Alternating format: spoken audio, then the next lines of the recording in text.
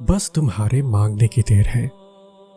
وہ تو بیٹا ہی تمہارے انتظار میں ہے کہ اس کا بندہ اس سے مانگے اور وہ معجزوں کی بارش کر دے۔ اور جب وہ رب کن کہتا ہے، انسان رب کی رحمتوں کے معجزے دیکھتا ہے۔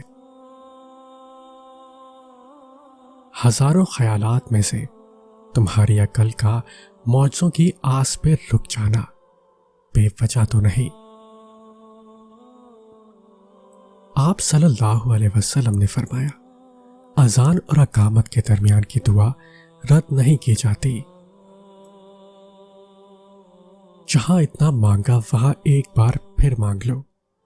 ممکن ہے تمہاری یہ آخری دعا ہی معجزوں کی دعا ہو۔ جب دعائیں قبول کر لی جاتی ہیں، پھر معجزے ہوتے ہیں، پھر تقدیریں بدلتی ہیں۔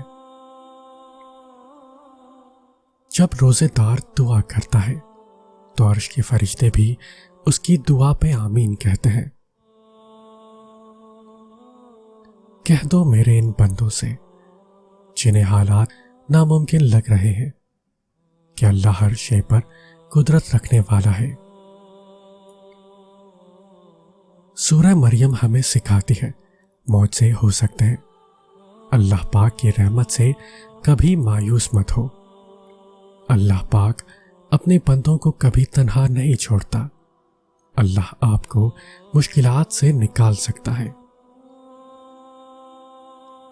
دعا چاند کو 2 ٹکڑوں میں تقسیم کر سکتی ہے۔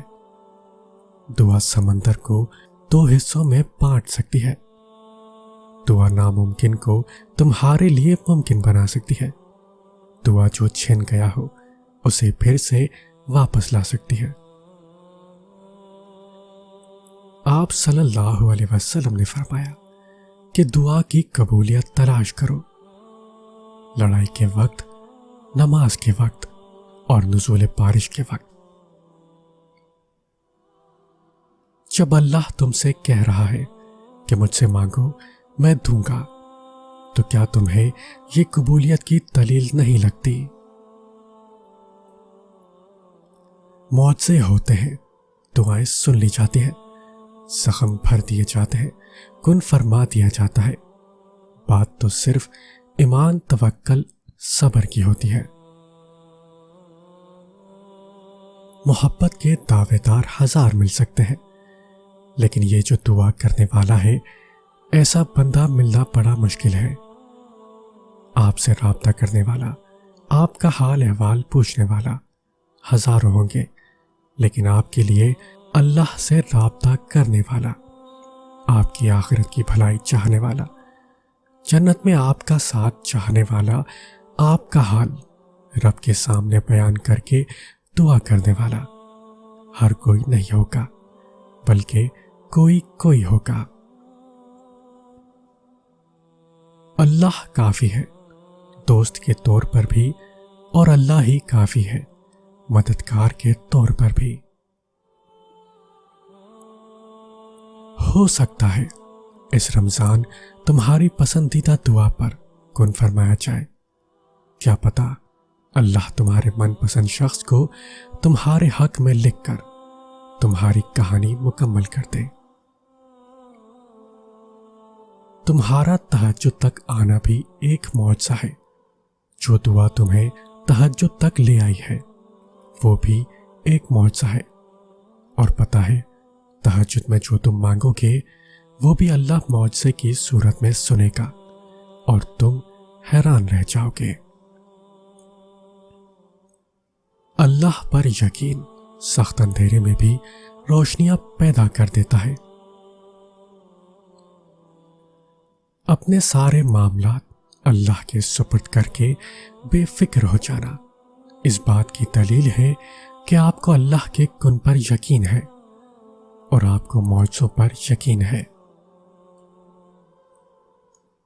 وہ اگر تمہاری پکار سننا چاہتا ہے تو تم بھی اس کو پکارتے رہو، پھر وہ تمہیں وہ بھی دے گا جس کے لیے تم اسے پکار رہے ہو۔ اگر اللہ تعالیٰ تمہاری مدد کرے تو تم پر کوئی غالب نہیں آ سکتا، اور اگر وہ تمہیں چھوڑ دے تو اس کے بعد کون ہے جو تمہاری مدد کرے؟ صبر کرو، اللہ آپ کے دل کی سنتا ہے، آپ کو وہی ملے گا جس کے لیے آپ دعا کر رہے ہو۔ ہر مسئلے میں ہمارا سچا مددگار صرف اللہ ہے۔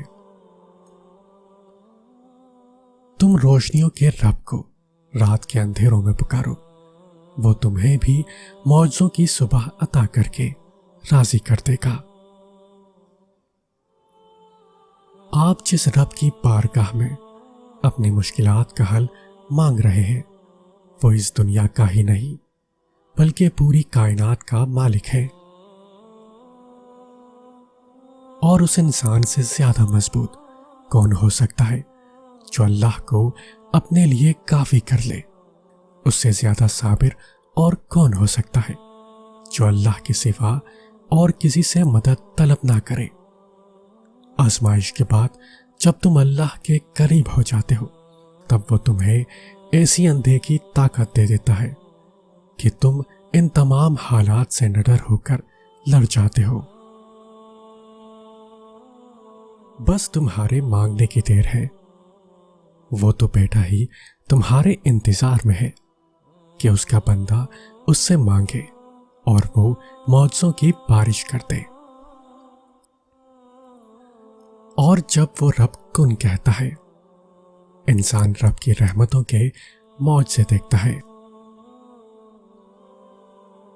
ہزاروں خیالات میں سے تمہاری عقل کا معجزوں کی آس پہ رک جانا بے وجہ تو نہیں۔